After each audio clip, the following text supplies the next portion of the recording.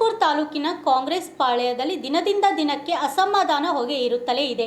ಕಳೆದ ಕೆಲವು ದಿನಗಳ ಹಿಂದೆ ರೇವೂರ್ಕೆ ಗ್ರಾಮದಲ್ಲಿ ನಡೆದ ಕಾರ್ಯಕ್ರಮದಲ್ಲಿ ಶಾಸಕ ಎಂ.ವೈ. ಪಾಟೀಲ್ ಅವರ ಸಮ್ಮುಖದಲ್ಲೇ ಮಾಜಿ ಸಚಿವ ಮಾಲಿಕೈ ಗುತ್ತೇದಾರ್ ಅವರು ಅರುಣ್ ಕುಮಾರ್ ವಿರುದ್ಧ ಬಹಿರಂಗವಾಗಿ ಅಸಮಾಧಾನ ವ್ಯಕ್ತಪಡಿಸಿದ್ದರು. ಈ ಘಟನೆ ತಾಲೂಕಿನ ರಾಜಕೀಯ ವಲಯದಲ್ಲಿ ಸಾಕಷ್ಟು ಚರ್ಚೆಗೆ ಗ್ರಾಸವಾಗಿತ್ತು. ಇದೀಗ ಮತ್ತೆ ಅಸಮಾಧಾನ ತೀವ್ರಗೊಂಡಿದ್ದು, ಶಿವೂರು ಗ್ರಾಮದಲ್ಲಿ ನಡೆದ ಶ್ರೀ ಮಳೇಂದ್ರ ಶಿವಾಚಾರ್ಯ ಶಾಖಮಠದ ಕಾರ್ಯಕ್ರಮದಲ್ಲಿ ಗುತ್ತೇದಾರ್ ಅರುಣ್ ಪಾಟೀಲ್ ವಿರುದ್ಧ ಕಿಡಿಕಾರಿದ್ದಾರೆ. ವೇದಿಕೆಯಲ್ಲಿ ಮಾತನಾಡಿದ ಅವರು, ನಾವು ಎಲ್ಲರೂ ಇಲ್ಲಿ ತಾತ್ಕಾಲಿಕ ಜೀವನ ನಡೆಸುತ್ತಿದ್ದೇವೆ. ಆದ್ದರಿಂದ ನಾವು ಮಾಡುವ ಕೆಲಸಗಳು ಸದಾ ಒಳ್ಳೆಯದಾಗಿರಬೇಕು. ಶಿವೂರು ಗ್ರಾಮದಲ್ಲಿ ಶಿಲಾಮಂಟಪ ಮಂದಿರ ಗೋಪುರ ನಿರ್ಮಾಣವಾಗಬೇಕು ಹಾಗೂ ಮೂರ್ತಿ ಪ್ರಾಣ ಪ್ರತಿಷ್ಠಾಪನೆ ನಡೆಯಬೇಕು. ಇವುಗಳಿಗಾಗಿ ನಾನು ಸಹಕರಿಸುತ್ತೇನೆ. ಮುಖ್ಯಮಂತ್ರಿಗಳಾದ ಸಿದ್ದರಾಮಯ್ಯ ಹಾಗೂ ಮುಜರಾಯಿ ಸಚಿವ ರಾಮಲಿಂಗಾರೆಡ್ಡಿ ಅವರೊಂದಿಗೆ ಮಾತುಕತೆ ನಡೆಸಿ ಅಗತ್ಯ ಸೌಲಭ್ಯಗಳು ಒದಗಿಸಲು ಪ್ರಯತ್ನಿಸುತ್ತೇನೆ ಎಂದು ಹೇಳಿದರು. ಇದೇ ವೇಳೆ ರಾಜಕೀಯ ವಿಷಯ ಪ್ರಸ್ತಾಪಿಸಿದ ಗುತ್ತೇದಾರರು, ಈಗ ನಾನು ಶಾಸಕನಲ್ಲ, ಶಾಸಕ ಎಂ.ವೈ. ಪಾಟೀಲ್ ಇದ್ದಾರೆ. ಆದರೆ ಅವರ ಮಾತು ಅವರ ಸುಪುತ್ರ ಅರುಣ್ ಪಾಟೀಲ್ ಕೇಳುವುದಿಲ್ಲ. ಇದನ್ನು ನಾನು ಹಲವು ಬಾರಿ ಹೇಳಿದ್ದೇನೆ ಎಂದು ನೇರವಾಗಿ ಅಸಮಾಧಾನ ಹೊರಹಾಕಿದ್ದಾರೆ. ಅರುಣ್ ಪಾಟೀಲ್ ಅವರ ವರ್ತನೆ ಕುರಿತು ಮತ್ತೆ ತೀವ್ರ ಆಕ್ರೋಶ ವ್ಯಕ್ತಪಡಿಸಿದರು. ಗುತ್ತೇದಾರ್ ಈ ಹೇಳಿಕೆಗೆ ಕಾಂಗ್ರೆಸ್ ಪಕ್ಷದ ಒಳಗಿರುವ ಭಿನ್ನಾಭಿಪ್ರಾಯಗಳು ಇನ್ನಷ್ಟು ಬಹಿರಂಗವಾಗುತ್ತಿರುವುದನ್ನು ಸೂಚಿಸುತ್ತದೆ. ತಾಲೂಕಿನ ರಾಜಕೀಯದಲ್ಲಿ ಇದು ಮುಂದಿನ ದಿನಗಳಲ್ಲಿ ಯಾವ ರೀತಿ ತಿರುವು ಪಡೆಯಲಿದೆ ಎಂಬುದನ್ನು ಕುತೂಹಲ ಕೆರಳಿಸಿದೆ. ಖಂಡಿತವಾಗಿ ನಾವು ಎಲ್ಲರೂ ಸೇರಿ ನಾವು ದಾನಿಗಳು ಎಲ್ಲರೂ ಕೇಳಿ ನಾವೆಲ್ಲ, ಯಾಕಂದ್ರೆ ನಾವು ಏನೂ ತಗೊಂಡು ಹೋಗಲ್ಲ. ಬಹಳ ಚೆನ್ನಾಗಿ ಬಸವನಪುರ ಹಾಡೋದು ಬೆಳಗ್ಗೆ ಇದು ಎಲ್ಲ ನಾವು ದೇವರ ಮನೆ, ನಾವೆಲ್ಲ ಬಾಡಿಗೆದಾರರು ಅಂತ ಬಹಳ ಚೆನ್ನಾಗಿ ನಿಜವಾಗಿರೋದು. ನಾವು ಇರೋದು ಬಾಡಿಗೆ ಮನೆ, ಯಾವುದು ಸ್ವಂತ ಮನೆ, ನಮ್ಮ ಮನೆ ಮ್ಯಾಗದ. ಅದಕ್ಕೆ ನಮ್ಮ ಸಿದ್ಧ ಪುರಾಣಿಕ್ ಭಟ್ರು ಬಹಳ ಒಳ್ಳೆಯದೊಂದು ಸಾಹಿತ್ಯ ಕೊಟ್ಟಿದ್ದಾರೆ. ಒಳಿತು ಮಾಡೋ ಮನುಷ್ಯನ ಇರೋದು 3 ದಿವಸ. ಭೂಮಿಯಲ್ಲಿ ಇರುವುದು ಬಾಡಿಗೆ ಮನೆಯಾಗ, ಮೇಲೆ ಹೋಗಬೇಕು ನಮ್ಮ ಸ್ವಂತ ಮನೆಗೆ.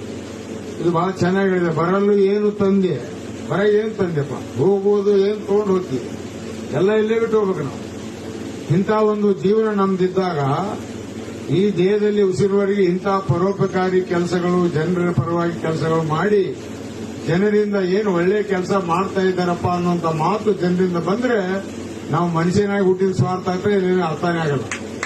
ಇದು ನಾವು ಪ್ರತಿಯೊಬ್ಬರು ಮಾಡ್ತಕ್ಕಂಥ ಒಂದು ಜವಾಬ್ದಾರಿ ಹಿನ್ನೆಲೆಯಲ್ಲಿ ಇವತ್ತೇನು ನೀವು ಶಿವೂರು ಗ್ರಾಮದಲ್ಲಿ ಬಹಳ ಬಸವಣ್ಣಪ್ಪರು ಇವತ್ತೇನು ಒಂದು ಗುರಿಯನ್ನು ಇಟ್ಕೊಂಡಿದ್ದಾರೆ. ಇಲ್ಲಿ ಒಂದು ಕ್ಷೇತ್ರ ಸ್ಥಳ ಆಗಬೇಕು, ಆ ಮೂರ್ತಿ ಪ್ರತಿಷ್ಠಾನ ಆಗಬೇಕು, ಭವ್ಯ ಅಂತ ಮಂದಿರ ಆಗಬೇಕು, ಮತ್ತು ಇಲ್ಲಿ ಗೋಪುರ ಆಗಬೇಕು, ಒಂದು ಕಲ್ಯಾಣ ಮಂಟಪ ಆಗಬೇಕು, ನಾನಾ ರೀತಿ ಏನೇನು ಮಾಡಬೇಕಾಗಿದೆ. ಅದು ನಾವು ಕೂಡ ಸಿದ್ದರಾಮಯ್ಯ ಅವರ ಜೊತೆಗೆ ಬಹಳ ಹತ್ತಿರ ಇರೋದ್ರಿಂದ, ಯಾಕಂದ್ರೆ ನಾವು MLA ಇದ್ದರೆ ಇಲ್ಲಿ ಹೇಳ್ಬಿಡ್ತೀವಿ, ಏನು ಇಷ್ಟು ಕೊಡ್ತೀನಪ್ಪ ರೊಕ್ಕ ಅಂತ ಹೇಳ್ತೀವಿ. MLA ನಾ ಇಲ್ಲ.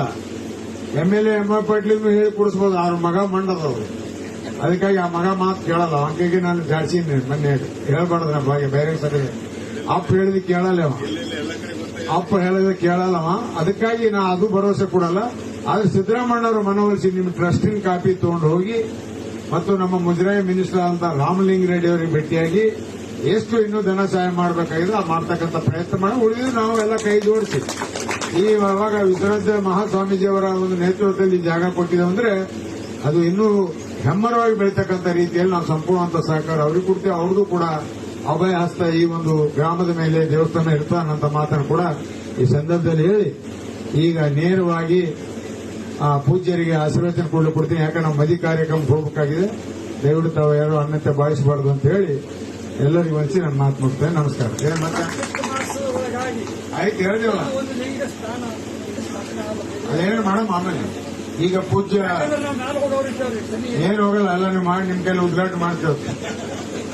ನೀವು ಊಟ ಮಾಡೋದು ನೋಡಿದ್ರೆ ನೀವು ಇನ್ನೂ ಇರ್ತೀರಿ, ನಾವೇ ಕಾಣ್ತೇವೆ. ಅದಕ್ಕೆ ಆ ಪೂಜ್ಯರು ಮಾತಾಡ್ತಾರೆ.